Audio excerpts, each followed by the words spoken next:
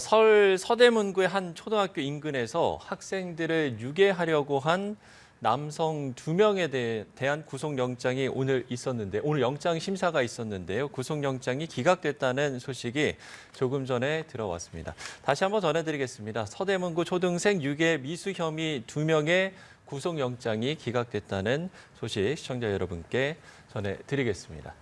서울 서대문구의 한 초등학교 인근에서 학생들을 유괴하려 했던 남성들이 구속 갈림길에 섰습니다. 이 피의자들은 단순 장난이라고 주장하고 있지만 경찰은 고의성이 다분하다며 추가 수사 의지를 밝혔습니다. 초기 부실 대응 논란에 대해서도 적극 해명했습니다. 김선홍 기자입니다. 인도 위를 걷던 초등학생 2명 옆에 SUV 차량 한 대가 멈춥니다. 두려움을 느낀 듯 아이들이 반대 방향으로 걸어가자 차량은 후진하며 따라오고 이에 놀란 아이들은 불이 나게 옆 골목으로 도망갑니다. 경찰 조사 결과 차에 탄 20대 남성 3명은 아이들에게 귀엽다, 집에 데려다 주겠다며 유인을 시도했습니다.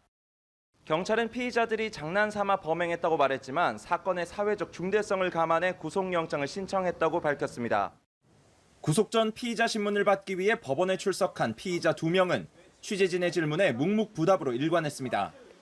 심사에서 혐의 인정하셨습니까? 왜 아이들한테 데려다 주겠다고 한 건가요? 아이들이 놀라는 게 재밌어서 범행했습니까? 한편 경찰은 지난달 30일 최초 신고 당시엔 수사를 하고도 범죄 혐의점을 못 찾았다며 사건을 종결한 데 대해서도 해명했습니다. 신고 차량과 실제 범행 차량의 차종이 달랐고 CCTV에서도 놀라거나 도망가는 등 범죄 관련성을 발견하지 못했다는 겁니다. 하지만 추가 신고로 학생 2명이 도망가는 다른 영상을 확보하면서 차량을 역추적해 3건의 유인 미수를 모두 확인했습니다. 수사 과정에서 지난 8월 30일 112 신고된 초등학생 유인 미수 범행을 포함하여 2건의 추가 확인하였고 경찰은 피의자들의 휴대전화에 대한 포렌식 분석을 의뢰하고 추가 수사를 이어갈 계획입니다. 연합뉴스TV 김선웅입니다.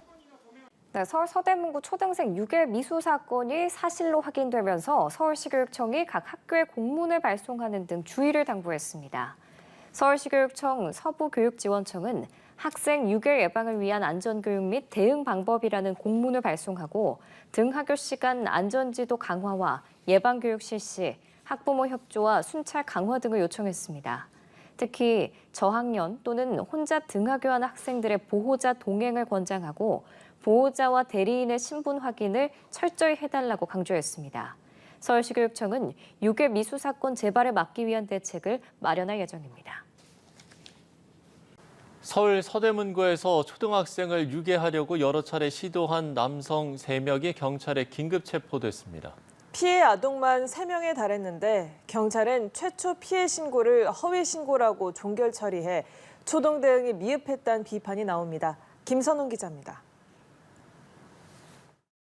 지난 1일 서울 서대문구의 한 초등학교에서 학부모들에게 발송한 가정통신문입니다. 인근에서 유괴 미수 사례가 보고됐다며 주의하라는 내용입니다.